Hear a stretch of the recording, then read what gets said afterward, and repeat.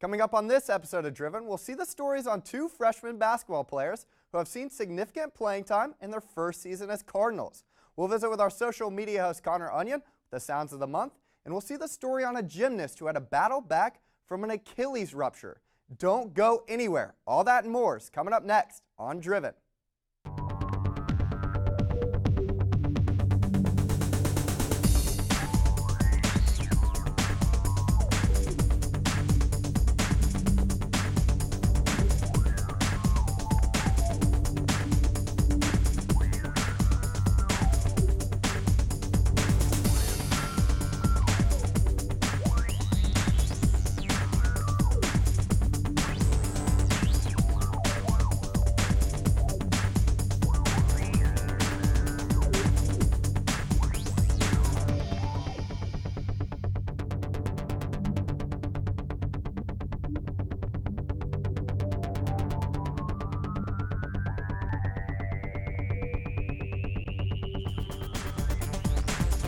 Ball State Sports Links Driven is proudly presented by Stoops Automotive.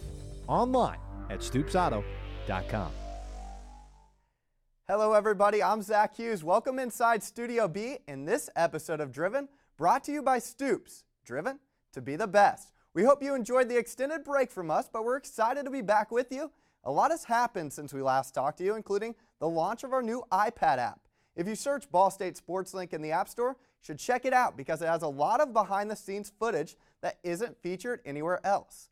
But let's get into the stories we have for you this month, and we start this episode with a story on freshman women's basketball player Jill Morrison. Growing up only 30 minutes from Ball State, she never thought she would end up a Cardinal, but she did, and her dream to play Division I basketball came true. Here's her story called Close to Home, produced by Emily Barker and Connor Onion. Basketball, the universally worshipped religion across the flatlands of Indiana. Growing up in Winchester, Ball State freshman Jill Morrison is no exception. Basketball is definitely a big part of Winchester. You see a lot of people at the games, and that was just a great environment even when I was younger, and it definitely drove me to want to play high school basketball. The atmosphere was really special at Winchester. The field house was mostly packed on most of our home games, and it got really loud in there. It's kind of a smaller place obviously than to Worthern. If they're playing well, town will be up in spirits. I mean, it's a basketball town. There's no other way to put it. It's a really good feeling knowing that people want to support you after high school, and it's fun being able to just look back and be like, I used to play in Winchester and now I'm at Ball State, and it's just great that people travel the 30 minutes to come and watch. It's really special to me. A community of less than 5,000 residents, Winchester, Indiana has a family-like feel. On the court, Morrison did not have to search far for inspiration. It's a fun relationship. We probably have the most unique brother-sister relationship out there. He's like my hero. He's my biggest role model. He's the person I look up to, and kind of follow in his footsteps a little bit. He gets a hard time because he played Division III and I'm playing Division I, but I don't think he would have wanted it any other way. I feel like Jill's always looked up to me, and she's wanted what I had and more, and we've always been super competitive with each other. So, what I did at Anderson, I feel like she wants to top and have a great career here at Ball State. I would definitely say him and I are both really competitive, and I would say probably against each other the most. We were playing in the driveway one day, and I think Jill might have been 5th or 6th grader. I would always take the ball from her, and she'd get upset with me. She thought I was fouling her, so I said, you got to protect the ball. She said, take it from me one more time, see what happens. So I took it from her one more time. She reared back, punched me in the face. Then she took off running inside. Growing up, she was always jealous of what I had. Now I'm jealous of what she has, all her records and all her great accomplishments, and now she made it to the Division I level. Upon etching her legacy as Winchester's all-time leading scorer, Morrison prepared to weigh her college options. When I first started getting recruited, when I played AAU, I was like, I'm never going to go to Ball State. It's too close to home. I don't think I would want to do that. I felt really close with the team here because I had been with them for 2 years already, you know, since my sophomore year of high school. So I felt close to them, and you know, they helped me make the decision. But also just like the campus, I love Ball State's campus. There's a lot of beautiful features. Brandy and Britt and Nat, I mean, all of them, they just have been there for us through anything. And you know, normally upperclassmen don't really accept freshmen, I would say, as a big role to the team. And you know, when they come to us and they're like, we need you guys to step up and, you know, play your game, that's really key for us, you know, to our confidence. Just going to them and just knowing that everything will work out eventually, and, you know, just being able to get some comfort from them has been absolutely important. I've had to learn a lot so far, and, you know, I've really had to learn and accept my new role at the Division I level. It's definitely different than it was in high school. As Morrison learns on the fly as a Cardinal, Winchester's passion for basketball lives on vicariously through the freshman guard. For Ball State Sports Link, I'm Connor Runyon. As a freshman, Morrison has played at every game so far this season, and she's made 8 starts in their 25 games. She also leads the team in free throw percentage at 89%. But now we switch to another freshman who has made an immediate impact, but on the men's team, and that's Quinten Payne. As the youngest of 3 kids, all Division I basketball players, Quinten decommitted from an opportunity to play college ball with his brother to come to Ball State. Here's his story called Running in the Family, produced by Ben Johnston and Tyler Bradfield.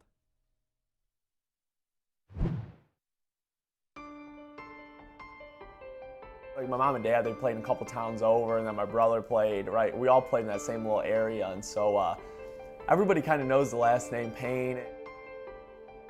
Before Ball State freshman Quinten Payne was even born, it was fate. He would grow up to play the game of basketball. It was really when I was little, before I could even walk, when you're just crawling around and stuff like that. So there's always little blow-up rubber basketballs or real basketballs or anything really around the house. And so we were always, it was just kind of put into our hands. So that's really my first memory of playing basketball, because I didn't really know my parents played basketball until I was older. We both went to the same high school, and he was an all-state basketball player, and I played there, and that's kind of how we met on the court playing hoops. And he was a coach for a long time, and he's passionate about coaching. It was just the love that they did watching him coach and being around the gym all the time, and they all kind of followed suit into playing. It was just by coincidence. It's always tough growing up as the youngest of 3, especially when everyone above him played Division I basketball. It was a lot of fun though, having an older brother and sister where you can look up to him and be like, hey, did you guys see my brother do this last night? Did you see my sister do this? So it was always kind of one of those fun things to have an older brother and sister where like everybody knew who they were. You know what, I think Cully and Caitlin, their goal was to make their little brother as good as they were, if not better. And you know, they're behind him. They text him after every game. They watch their games when they get an opportunity. So they support him when he was young, making him tough, not letting him win, and they're supporting him today.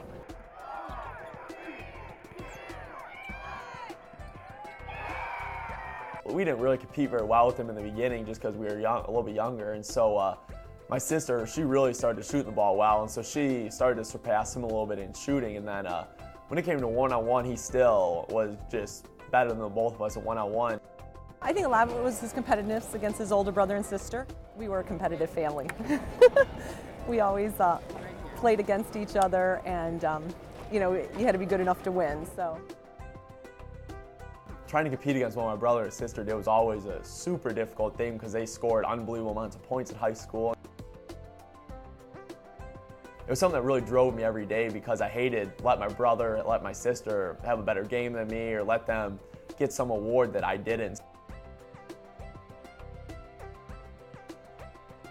yes, it'd probably be pretty comical from the neighbor's perspective, I'm sure. We would always play, and yes, my husband was determined to win. So we were playing 2-on-2, and so it was my sister and I versus my dad and my brother, and so we were playing.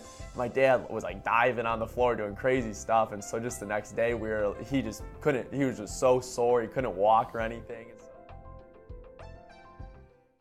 Quinten experienced a difficult recruiting process, one that ultimately led him to Muncie.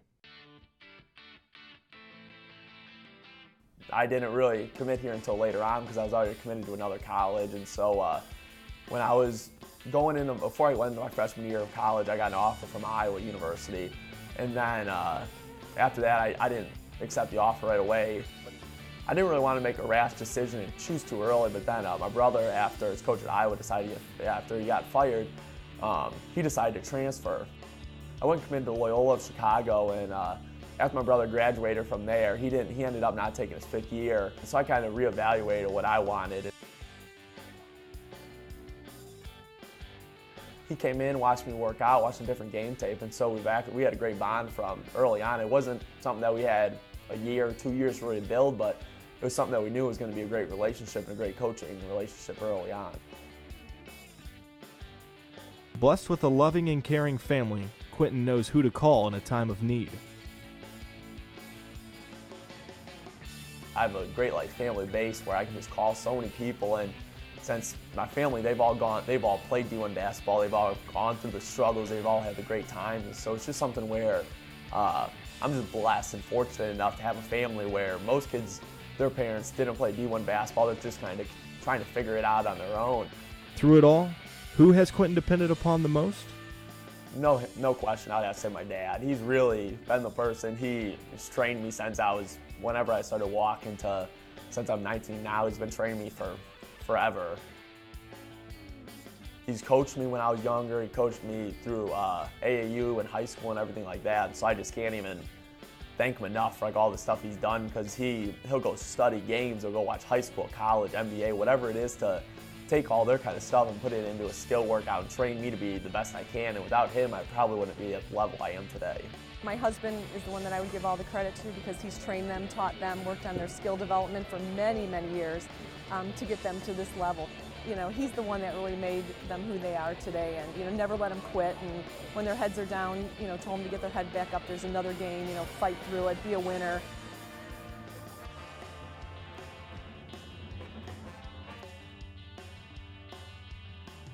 For Ball State Sports Link, I'm Tyler Bradfield. Payne's only averaging around 2 points per game this season, but in 3 of the 4 wins when he played significant minutes, he has scored 16 points and had 11 assists. But now, as you can see, we're joined by our social media host, Connor Onion. Connor, you seem to be all over this episode of Driven. First with the Jill Morrison pack. Now you got a social media update for us. How's everything going? Well, busy time for Ball State Sports Link and being all over the iPad app as well. It's nice, but it's busy for everyone right now. 4 broadcasts in a 4-week span since the last time that we've talked. Yep. And here are a couple of highlights from those broadcasts in February's Sounds of the Month.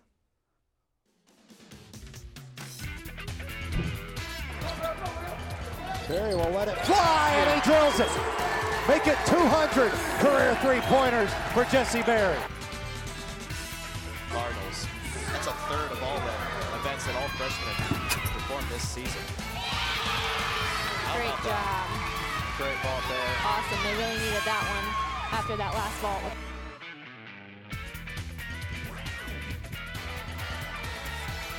Justice on the drive.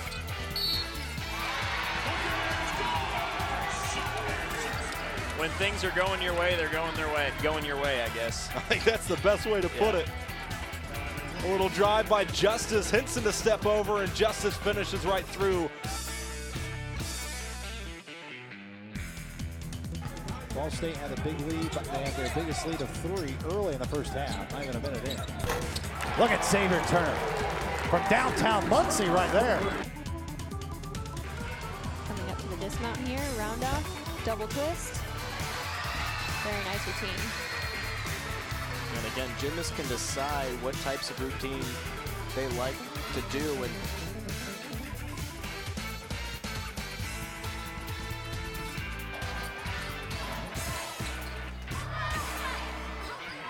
Fontaine, good ball control, and lays that one in. Beautiful.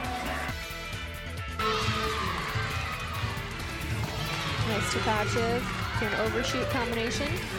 Very clean.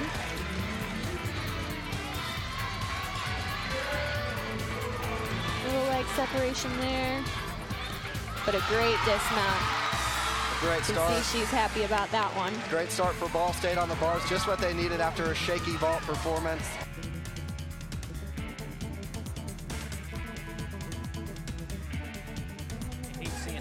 injured. And I tell you what, Luke, he'd be another player out there for Ball State against this Eastern Michigan defense that they could certainly use with that 6'6", 206-pound frame.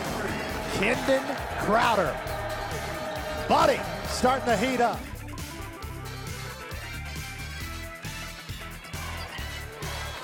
Carter, a deep three. Big shot there. That's 2 in a row. 2 big shots.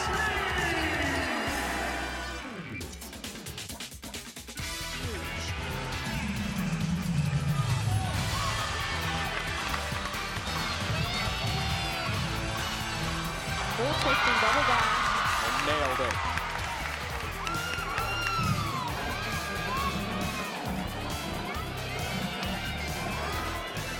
Berry will throw it up there and he knocks it down.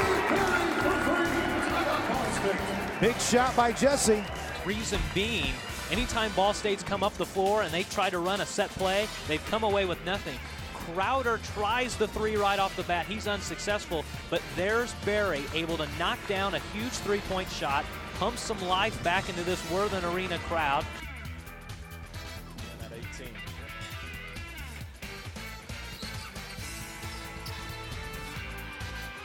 Woody an open three.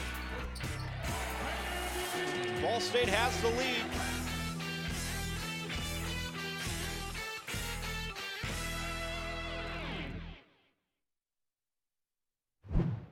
Great job there by our entire Ball State production crews. We even snuck gymnastics in there for the first time this year.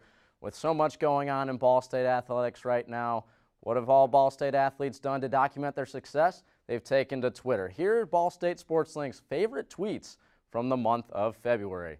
We start with head baseball coach Rich Maloney. His team was out in Port Charlotte, Florida for a 4-day tournament. His team won in dramatic fashion on the final day of the tournament with a walk-off win by Rich Maloney's son, freshman infielder Alex Maloney, to beat Northwestern 5-4. The Cardinals went 3-1 on that road trip. Cheyenne Jackson, senior swimmer for the Ball State Cardinals, got artsy with this photo poolside in the Llewellyn Aquatic Center. Ball State will graduate 8 seniors this year, highlighted by Bridget Rule, the most decorated swimmer in Ball State history. The Mid-American Conference Championships for the swim squad will be March 1st in Geneva, Ohio. Mike Fleck tweeted this picture as his Cardinals got off on the right foot.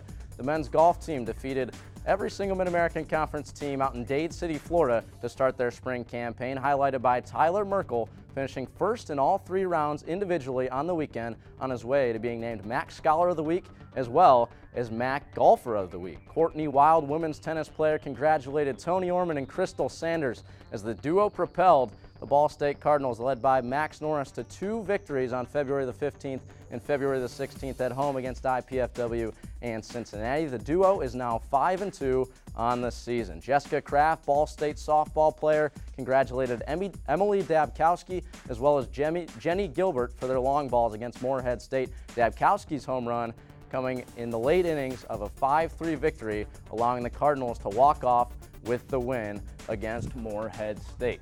The Cardinals will return home in April to start their home campaign. Be sure to join the conversation. You can follow us, as always, on Twitter and find us on Facebook by giving us a like. We're on Twitter at BSU SportsLink, and we're now also going digitally on the iPad app. Ball State SportsLink iPad app will feature this month's stories in their duration from this month's episode of Driven. So be sure to download that one, as we'll kick it right back now to Zach Hughes.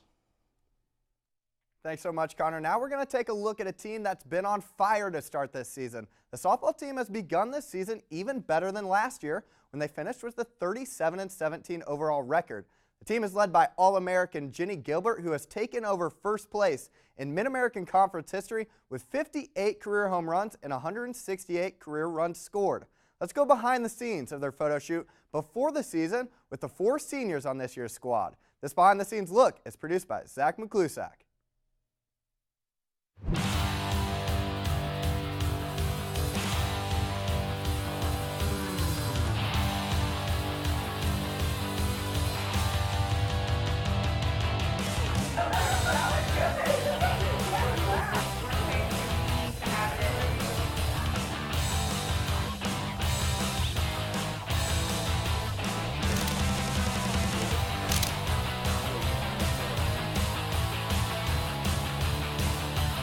Putting on your jersey is like the most exciting thing ever. So putting it on today is like, oh, you get to get your uniform for real in a couple of weeks, and it just really reminds you that practice doesn't go on forever. You know, you really get to get into season soon and get excited.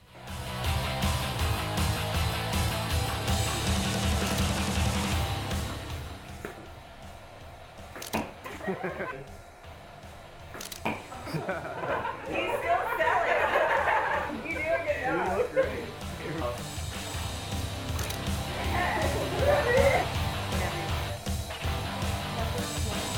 can stop on it.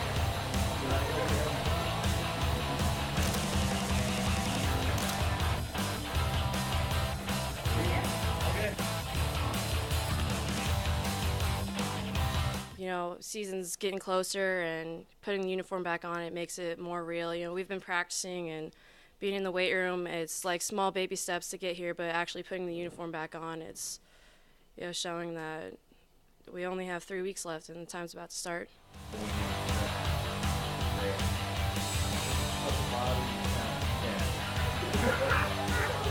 Bring your right hand around. Bring your right hand around for the light.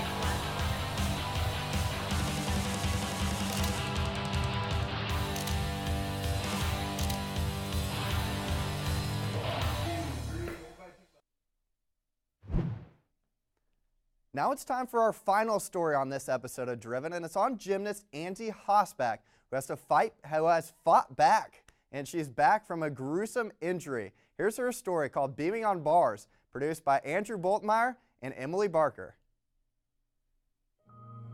Never let anything stop you.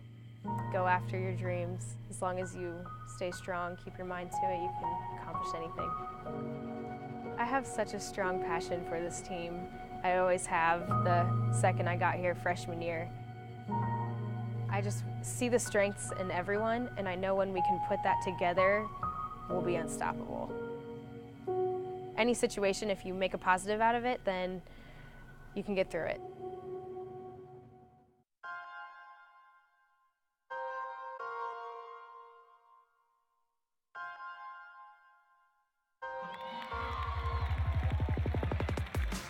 She's very level-headed. She knows where she wants to go. She's got a good, solid background. There's not much that gets Angie too riled up. She's very passionate, and she's hardworking, and she's dedicated. She's all the things that as a coach you would want to have in your athlete. But she's just a great person. She can laugh with you, and she can cry with you, and she's compassionate, and she cares about the girls on the team and the people around her. She's just a genuinely good person. I've always just loved the challenge of gymnastics, and we strive for a perfect 10, so until you get there, you're not satisfied. And I think there's so many things to learn in this sport. I just wanted to learn it all, so I just never stopped. I look at this season as just such a big opportunity. So I don't want to say like my goal is to make it through, because I don't want it to seem like I'm counting down or anything. She knows when she needs to push harder. She doesn't necessarily know when sometimes she needs to back off. We were at Kent State last year, and I can't remember at what point, it was towards the end of season, so we had gone through most of the season at that point, and Angie was just having an amazing year. She took off for her double pike. I heard it snap before I took off. And landed in a pile. I didn't want to accept the fact that it had happened, so I smiled and I got up, tried to do a couple dance moves, and then I just kind of knelt on the floor and waited for someone to come help me get off the floor. I've seen a few Achilles ruptures before, and just the look on her face. It was pretty emotional, and it was emotional for the team because she is such a leader, and everybody was pretty upset about the fact that, you know, she had gotten hurt. But even when I did realize what had happened, I wasn't scared. I just knew it was going to be a rough road, and I mentally prepared for that. And I wasn't going to let it stop me from coming back for a senior year. Again, Angie's the kind of person that can put things in perspective, and she was able to say, you know what, I'm gonna get back from this, and I'm gonna come back and do what I need to do. And while she's not back on 3 events, she's back solid on 2 events, and she's even more important to us just by being in the gym and showing that it doesn't matter what your limitations were, you can still work through those things and do it with a smile on your face and have a good perspective. I have a new appreciation. I I don't get as nervous anymore, I realize, because what's going to happen is going to happen. And I have prepared in the gym for practice as much as I can. And my opportunity to shine is out at a competition. It's not supposed to be scary. It's supposed to show everyone what we've worked hard for. I don't really like to count numbers or stats or anything like that, but I want to be able to leave a legacy with the younger girls and follow the team next year and see that they're still working hard and still pushing through and they're passionate about the sport. So I would say I just want to leave with a positive impression on everybody else.